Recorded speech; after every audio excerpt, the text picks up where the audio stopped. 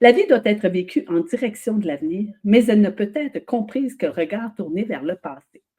C'est un auteur des années 1800, qui serait décédé en 1855, si je me souviens pas, un poète, etc., qui s'appelle Søren Ki- Kierkegaard. Je m'excuse de la prononciation, qui je suis convaincue n'est pas la meilleure. Cette citation-là m'a vraiment inspirée à poser un regard réflectif sur mon année, cette année que je viens de vivre avec les aventuriers du travail. Alors, ça m'a amené à dire, ben, pourquoi je revisiterais le passé? Ben, parce que comprendre d'où j'arrive, pour voir le chemin parcouru, où je m'en vais, etc. Je pense que c'est une bonne idée quand on veut faire avancer, progresser un projet. Alors, dans cet épisode-là, je vais non seulement te faire un bilan, excuse-moi, de ce qui a fonctionné, ce qui, je pense, à améliorer ou mes apprentissages. Je vais essayer d'analyser tout ça. Est-ce qu'il y a des moments clés, des défis, des choix que j'ai faits, etc. Est-ce que ça a eu de l'impact, cette histoire-là? Quelle influence a pu avoir ce podcast-là? Et c'est là que toi, tu vas entrer en jeu. C'est là que tu vas pouvoir, toi aussi, me donner ton regard, ton opinion sur la situation. C'est pas juste un exercice personnel, c'est vraiment une opportunité pour toi de t'impliquer. Alors, je te dis bonne écoute. 35 heures par semaine, c'est près de 1700 heures par an au travail. Tu ne veux surtout pas perdre le nord. Pour préserver ton esprit d'aventurier au travail et naviguer dans l'univers de la collaboration et de l'innovation, tu as besoin de ta boussole. Rien de plus simple, inscris-toi à Espace Co-création. Je te place le lien sous l'épisode. En plus, tu vas être aux premières loges pour connaître mes prochains événements. Alors, inscris-toi dès maintenant et prends le contrôle de ton avenir professionnel. Je suis Nathalie Fortin, co-créatrice de changement et je t'accompagne dans cette aventure. Salut les aventuriers et bienvenue dans ce 34e épisode des Aventuriers du travail. C'est vraiment, je ne pensais pas me rendre à 34 épisodes cette année et c'est 35 en fait quand on inclut l'épisode numéro 0 qui annonçait un peu à quoi servent les aventuriers du travail. Dans cette saison-là, j'ai eu plus de 15 invités, vraiment avec des perspectives différentes, des rencontres super riches, intéressantes. Pour vrai, c'était vraiment enrichissant. Je l'ai fait finalement en 3 saisons parce que mon plan initial, ben, c'était de faire, oui, à toutes les semaines, mais ça devient essoufflant. Mais je vais t'expliquer un petit peu tout ça un petit peu plus loin. Donc, je l'ai fait en 3 épisodes, mais qui m'a amené jusqu'à 35 épisodes quand même, beaucoup de travail derrière tout ça. Pour moi, c'était vraiment un saut dans l'inconnu. Pas tout à fait, c'était mon deuxième podcast, donc il faut que je sois transparente. C'était mon deuxième podcast, par contre, ça a beaucoup évolué dans les dernières années, donc on ne faisait pas tout à fait de la même façon. Donc, en faisant cette aventure-là, ben, j'ai encore appris cette année. Assurément, le podcast des aventuriers du travail, ça revenait à ma mission initiale quand j'ai parti mon entreprise, qui était de faire ma part. Donc, comme l'histoire du colibri qui, lui, tente d'éteindre un feu en allant porter une petite goutte à la fois, ben, je fais ma part dans l'univers du travail qui est en changement. Je t'amène mon regard, ma perspective, parce que je crois vraiment, hein, puis je suis co-créatrice de changement, mais je crois vraiment là, que c'est profond en moi de dire que la clé de la solution va résider en nous collectifs, etc. Donc, c'est pas pour rien que je suis co-créatrice de changement. Donc, je te fais une tournée de mon aventure des aventuriers du travail, donc de ma dernière année. Avant d'aller plus loin, j'avais le goût de revenir sur cet élément-là de pourquoi on fait un bilan, un post-mortem, une analyse, etc. À mon regard, c'était vraiment essentiel pour pouvoir avancer toujours avec clarté, avec intention. Donc, si tu fais l'image des aventuriers du travail, c'est qu'on est sur la route du travail. Et quand on est sur la route, moi, je fais du vélo, j'ai fait quelques excursions. Et quand on se fait un trajet, on se fait un itinéraire, on se dit, ben, je vais aller là, je vais passer par là. Et là, tu te rends compte que, je ne sais pas, c'est dangereux, c'est moins sécuritaire. On te dit, OK, ben, je dois changer mon chemin et tout ça. C'est vraiment la même chose avec quand on est au travail. On a un projet, on l'a mis en place et de revenir au pourquoi on l'a mis en place. Qu'est-ce qui a fonctionné, pas fonctionné? Est-ce que je dois continuer de la même façon? Est-ce que je dois m'ajuster? Est-ce que je dois pivoter? Hem Et l'avenir, comment je le vois? Est-ce que je le laisse tel quel? Est-ce que, je dois changer la façon de faire? Est-ce que je dois être stratégique dans la suite? C'est les questions que je me suis posées. Et pour faire un bon bilan, mon idée était non seulement moi de regarder ce que j'ai fait, donc de revenir au pourquoi j'ai fait ce balado-là, pourquoi j'ai créé ça, est-ce que ça répond encore à mes objectifs initiaux? Est-ce que c'est encore aligné avec ce que je veux faire? Quand je te parlais de ma petite légende du colibri, c'est super important. Mes valeurs aussi, qu'est-ce qui est important pour moi? Puis pour avoir un regard vraiment lucide, avoir vraiment un regard différent, mais je me suis dit: «Comment je peux impliquer aussi l'auditeur?» Donc c'est pour ça que j'ai créé, puis je vais te l'expliquer un peu plus loin, mais j'ai créé un formulaire que tu vas pouvoir, toi, me donner ton regard et vraiment en toute tout à fait anonyme. Donc, tu n'auras pas à me dire qui tu es, mais vraiment de me proposer même des sujets. J'aimerais ça vraiment avoir ton regard. Donc, pour moi, un regard 360. Et je suis allée même plus loin. Quand j'ai parti mon balado, c'est ma deuxième version que je te disais, mais j'avais été accompagnée par Olivier. Olivier Gédé, qui lui est un consultant en podcast et qui là est en train de faire un audit de mon podcast. Donc, tout ça pour avoir un regard vraiment 360 et de me dire, est-ce que je poursuis et où est-ce que j'arrête là? Donc, quand je te dis un regard 360, ben, le podcast, je le fais tout d'abord, puis je vais t'expliquer tantôt pourquoi je l'ai fait et tout ça, mais il y a aussi pour toi. Donc, si tu n'es pas là, ben, le podcast, il n'y a pas à vivre finalement. Je te reviens en disant: «Mais pourquoi on fait?» Puis là, je te l'ai expliqué un petit peu à travers mon pourquoi moi je fais un bilan, mais c'est vraiment intéressant et pertinent de faire, l'état des lieux. Moi, c'est ce que j'appelle l'état des lieux. Quand on est en co-création, on va souvent une des premières étapes, c'est de faire l'état des lieux. Dans l'univers du travail, on va l'entendre de différentes façons. On va entendre le mot bilan, analyse, audit, impact, et cetera. Donc, j'ai le goût de te faire une légère définition. Je ne veux pas aller très loin là-dedans, mais vraiment de te donner le regard que j'ai par rapport à ça. Donc, le bilan, c'est vraiment avoir une vue d'ensemble, ce qui a fonctionné, ce qui reste à améliorer. C'est un point de départ, en fait, pour mieux avancer. Donc, on fait l'état des lieux, qu'est-ce qui a bien fonctionné, pas bien fonctionné, et où est-ce qu'on s'en va avec tout ça. Une analyse, ça va aller un petit peu plus loin. On va décomposer certains éléments pour dire, souvent formels ou informels, pour se dire, ben, qu'est-ce qui a bien fonctionné. Donc, par exemple, moi, dans mon podcast, ben, l'enregistrement, comment j'ai fait ça? Qu'est-ce qui a bien fonctionné, pas bien fonctionné? Où est-ce que j'ai vu des défis? Bon, et cetera. Donc, tu comprends que l'analyse va vraiment permettre d'aller décortiquer certains autres éléments. Quand on a un audit, c'est un regard extérieur, souvent formel. Donc, c'est formel, c'est quelqu'un qui vient, on lui a demandé de poser un regard. Et il va nous donner, ce qui est intéressant, c'est que souvent, ces personnes-là vont nous donner des angles morts, ceux qu'on ne voit pas, parce que derrière, on ne voit pas. Donc, voilà, ça peut être drôlement intéressant. Et aussi parce que c'est un expert dans le domaine, donc il va pouvoir donner des informations autour de tout ça. La notion d'impact, c'est vraiment, j'ai fait ça, puis je souhaitais avoir un impact. Est-ce que j'ai eu l'impact souhaité? Donc, c'est vraiment de se poser ces questions-là. Donc, dans les milieux de travail, c'est ce que tu vas entendre comme mot, mais en gros, ce qui est à retenir, c'est qu'on fait un état des lieux pour voir est-ce qu'on s'ajuste, est-ce qu'on change notre chemin ou est-ce qu'on reste sur la même route. Donc, en gros, c'est vraiment d'observer qu'est-ce qui se passe. Je te reviendrai peut-être dans un épisode s'il y a de l'intérêt de votre côté, mais sur cet aspect-là de bilan. Donc, je le laisse de côté pour le moment, mais je vais donner de l'information, notamment si tu es inscrit à mon infolette. Donc, n'hésite pas à aller t'inscrire sur mon site. Il y a plusieurs endroits pour t'y inscrire, notamment Espace Co-création.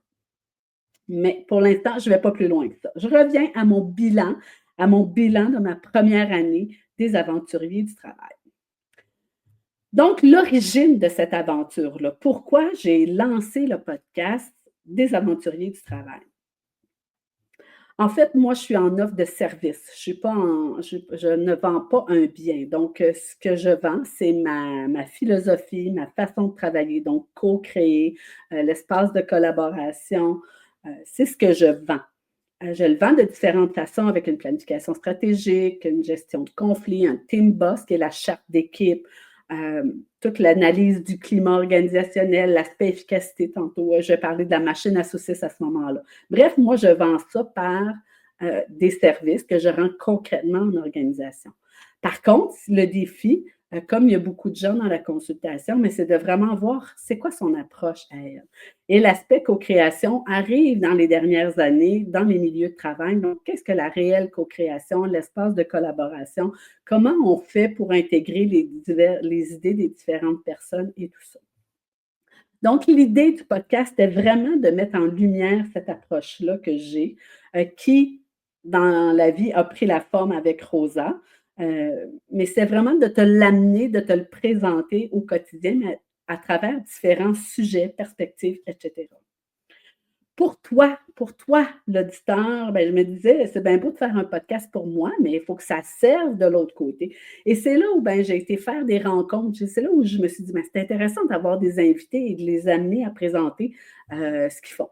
Je te parle par exemple de Yann qui, lui, me dit, je l'avais rencontré dans une activité de réseautage.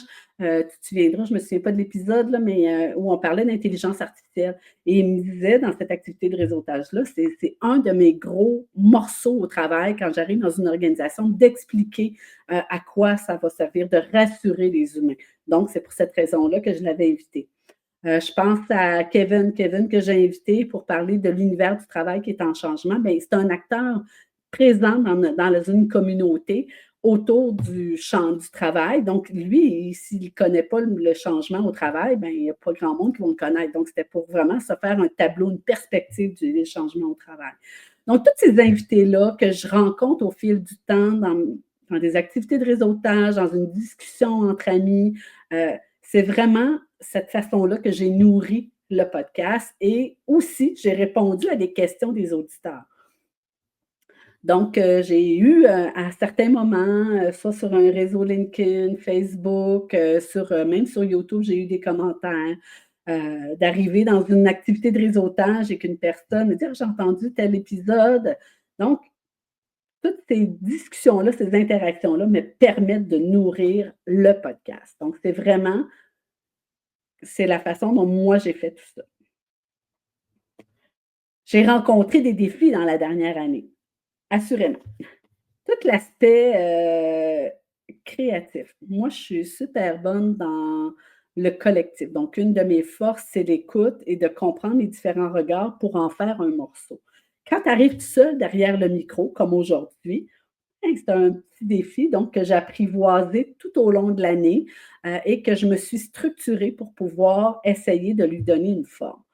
Donc ça, pour moi, ça a été un défi dans ma dernière année. Le lâcher prise, la perfection. Je ne suis pas la spécialiste du podcast. C'est pour ça que je me suis fait accompagner par Olivier notamment, pour, ben, c'est quoi les meilleures pratiques, c'est quoi les tendances actuellement, pour essayer de trouver dans tout ce qu'il me dit, qu'est-ce que moi je peux prendre pour finalement faire un podcast, que ce ne soit pas trop compliqué ou complexe pour moi et que ça amène l'impact que moi je souhaite.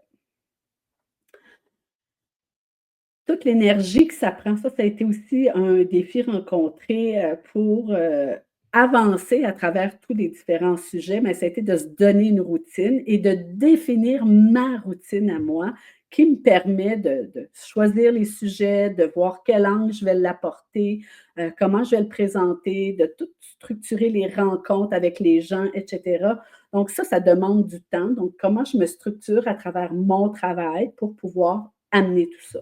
Donc ça a été mes défis dans la dernière année autour du podcast. Il y a eu par contre des pépites dans cette aventure-là. Je vais dire des rencontres marquantes, mais des rencontres surtout, je me souviens, ben, il y a Maude, quand je te parlais d'inviter, il y a Maude qui était une de mes premières invitées. À ce moment-là, le podcast était même pas en ligne, était même pas, Je pense qu'il n'y avait même pas d'épisode de sortie, mais Maud a quand même sauté dans l'aventure. Donc, parce que je la connais un peu, parce que je l'ai abordée avec le sujet que je voulais amener, etc. Donc, elle a embarqué dans l'aventure. J'ai eu Yann, que je te disais tantôt. J'ai eu Emmanuel, quand on parle de développement durable. Je la voyais super passionnée. Je me suis dit, ah, il y a quelque chose à amener dans les aventuriers du travail. Fait que ça, c'est vraiment des belles rencontres, des belles discussions que j'ai eues avec des invités. J'ai eu aussi, à travers toute cette aventure-là, cette année-là, des retours positifs. Des gens qui m'ont dit: «Ah, j'ai écouté tel épisode, puis ça m'a vraiment amené à réfléchir sur tel élément, ou à réfléchir autrement. Ah, j'avais pas vu ça comme ça». Donc ça, j'ai trouvé ça super intéressant d'avoir ces retours-là.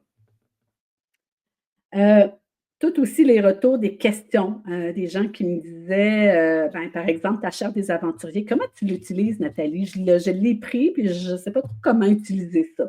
Donc ça, j'en ai fait un épisode de podcast en me disant, ben, je réponds aux auditeurs qui me posent des questions. Ça Toute cette aventure-là aussi a amené une certaine visibilité. Donc, je vois qu'il y a beaucoup plus de mouvement autour de mon entreprise. Donc, quand je dis plus de mouvement, j'ai des demandes de relations.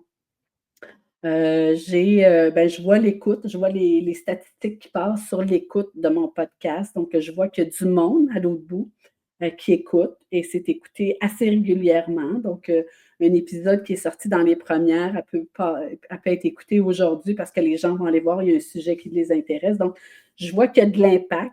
J'arrive dans un événement, je me suis fait dire parfois, c'est à toi je veux parler, puis moi d'être surprise, mais effectivement, c'est à moi qu'elle voulait parler. Elle avait écouté un épisode et avait des questions autour de tout ça. Donc, il y a vraiment un impact autour du podcast que j'ai créé et ça, je trouve ça intéressant. Que j'ai appris dans la dernière année, parce que oui, j'ai appris des choses. Euh, un élément que j'aime dire, ben, tu sais, rien n'est parfait. C'est puis, tu sais, de revenir continuellement, me dire, tu sais, Nathalie, c'est pas ton univers, le podcast. C'est ta première fois aussi en solo derrière le micro. Donc, c'est lâche prise, parfait. Puis on avance avec ça. Tu sais, on ne refera pas chaque fois tous les épisodes. Donc, le but, c'était pas d'être parfait, c'était d'amener des idées, des façons de faire différentes.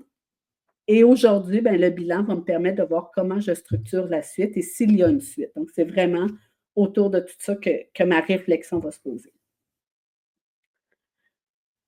Écouter, quand je dis écouter, oui, c'est le fun, il y a du mouvement autour de mes épisodes. Il y a même des gens qui m'ont demandé de venir, dans mon, podcast. Donc, j'ai eu des invités à travers mon année qui c'était des gens qui me disaient: «Hey, j'aimerais ça, j'aurais un sujet intéressant pour toi».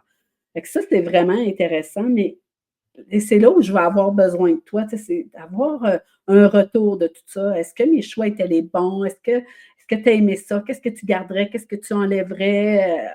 Puis as-tu des sujets ou des idées de choses que tu aimerais, voir apparaître dans cette aventure-là, finalement, du podcast? Et surtout, ben, je reviens à mon idée initiale qui, oui, était pour moi me faire une vitrine, mais outre ça, c'était d'amener mon regard de l'univers du travail qui est en changement, qui est dans l'univers de la collaboration, de la co-création et comment on fait ça concrètement. Donc, avec des outils, avec des ateliers, mais aussi à travers ce podcast-là où je t'amène des informations, des façons différentes de voir et de faire. Ce qui m'amène à l'étape ultime, est-ce que je continue ou j'arrête? Donc ça, c'est, puis j'aime, faire l'image ou la la métaphore du vélo, quand je fais du vélo, c'est de se questionner à tous les jours: «Est-ce que je continue?» Je me souviens d'un soir où j'ai fait au-dessus de 120 quelques kilomètres, j'ai pas de lieu vraiment pour coucher. J'étais un peu fatiguée, je fais donc on pose un regard, puis là, ben, je m'arrête, puis je m'arrête comment, puis je fais ça où, et cetera. Donc, tout faire ce bilan-là va me permettre, cette évaluation-là, que je continue et pourquoi je continue, puis comment je continue.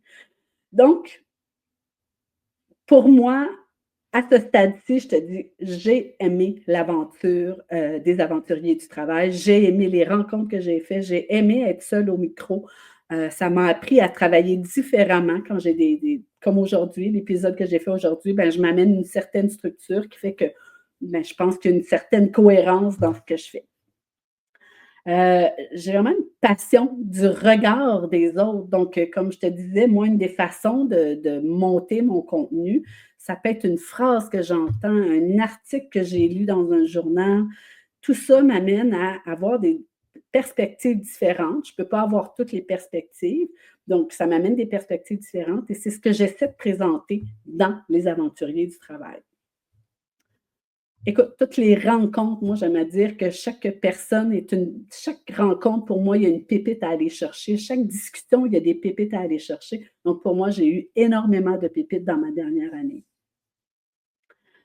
Et bien, c'est sûr que je continuerai parce que je le sais qu'on est dans l'univers où on va instaurer de plus en plus de collaboration et ce qui dit plus de collaboration dit plus d'humains, bien, plus d'interaction, plus de climat de travail, d'efficacité, et cetera. Donc, il va y en avoir de plus en plus et on doit changer nos façons de faire. Donc ça, c'est vraiment une passion pour moi d'amener, ce regard-là centré sur l'humain. Les obstacles que j'ai rencontrés au fil de l'année, ben, c'était vraiment cette routine-là à créer. Donc, c'est une charge de travail, tout le montage, l'enregistrement, le montage, mettre ça en ligne, aller placer des textes, faire une petite publicité sur les médias sociaux. Donc, il y a des choses que j'ai tassées à un moment et ben, j'essayais d'aller à l'essentiel. Donc, je vais publier là, je vais mettre là les textes, et cetera. Donc, comment s'organiser, ça, c'était vraiment une charge. C'est sûr que la charge à ce moment-ci va être moins importante parce qu'il y a beaucoup de choses de fait, mais ça reste que c'est un petit boulot à tous les moments pour le faire, pour monter tout ça. Donc, c'est vraiment de comment je préserve l'énergie pour vraiment maintenir une certaine cadence. Donc, dans la dernière année, j'avais fait 3 saisons parce qu'à un moment donné, je me suis sentie essoufflée. J'ai dit: «OK, je fais un arrêt et je reprends» et je me suis créé une mini structure pour pouvoir avancer. À l'été, j'ai enregistré des épisodes, donc cette saison-ci était beaucoup plus facile pour moi. Il y avait beaucoup d'épisodes d'enregistrés d'avance. Bref, comment je vais travailler différemment. Mais surtout, puis là, je reviens encore, j'aimerais ça t'entendre, savoir ce que toi t'en penses du podcast des aventuriers du travail. Donc, il y en a qui se sont abonnés à différentes chaînes YouTube. Je suis sur Apple Podcast, Spotify, Balado Québec. Donc, je suis un peu partout. Puis, je vois qu'il y a des statistiques, ça monte. Donc, il y a des gens qui s'abonnent, etc. Mais j'aimerais ça t'entendre. Qu'est-ce que tu en penses? Qu'est-ce que tu as retiré de tout ça? Donc, je vais faire un questionnaire avec ma méthode KISS, Keep It Simple and Stupid. Mais je vais te l'expliquer un petit peu plus loin, mais ça va vraiment être ça.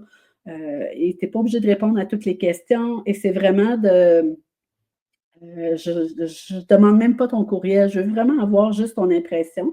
Sinon, ben, tu peux aussi écrire des commentaires sous l'épisode, tu peux le partager autour de toi.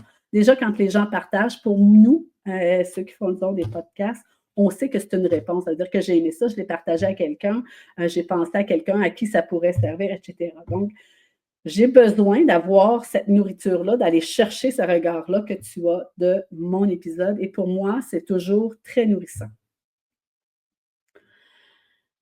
Et quand je dis que c'est nourrissant, quand je fais un accompagnement en organisation, à la fin de la rencontre, je vais souvent dire aux gens: «Dites-moi vos wow et vos yerks».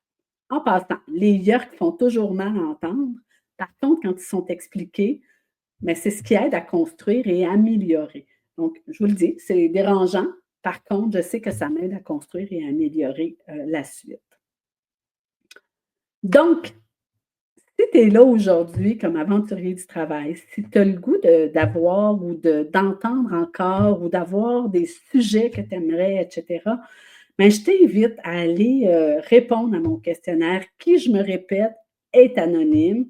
Euh, et pour moi, ça va me permettre, avec le travail aussi Olivier GD, qui lui va faire un audit, donc il va me donner son regard extérieur, son regard d'expert par rapport à tout ça.